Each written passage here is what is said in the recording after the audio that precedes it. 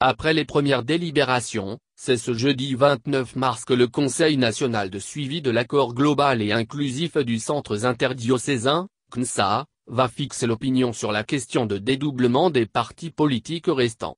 Il s'agit de UD, ACO, NEBP et M17. La plénière du CNSA devra rendre public, ce jeudi 29 mars, son rapport sur les derniers cas de dédoublement des partis politiques. 4 formations politiques sont concernées.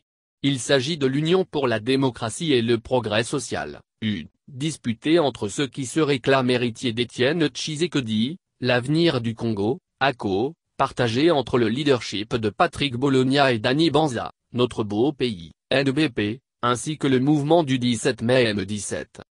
Contacté par Le Potentiel hier mercredi 28 mars, le rapporteur du CNSA Valentin Vangi a fait savoir qu'il n'y a pas de blocage après le premier rapport qui a concerné notamment des partis du G7. Il n'y a eu aucun blocage. La difficulté c'est qu'il y avait certaines personnalités que nous n'arrivions pas à joindre.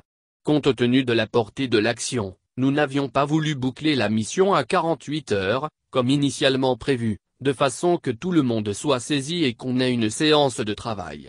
Cela a été fait. Nous allons adopter les résolutions du travail en plénière et nous allons rendre, solennellement public notre rapport ce jeudi, a-t-il fait savoir. S'agissant de la suite des mesures de décrispation politique avec notamment la libération des prisonniers dits emblématiques et le retour des exilés politiques, M. Valentin Vangi a précisé que les négociations se poursuivent. Pour le cas Moïse Katumbi, le président du CNSA, Joseph Olenga-Nkoyi ainsi que d'autres collègues ont déjà obtenu leur visa pour l'Europe, afin d'aller rencontrer l'intéressé. Cela aurait dû déjà être fait. Malheureusement, Moïse Katumbi ainsi que d'autres personnes dans le même cas, se retrouvaient en Afrique du Sud, a déclaré le rapporteur du CNSA. Dans la foulée, Valentin Vangi confirme que la question des prisonniers politiques emblématiques reste d'actualité au niveau du CNSA. Le principe est déjà acquis avec le gouvernement.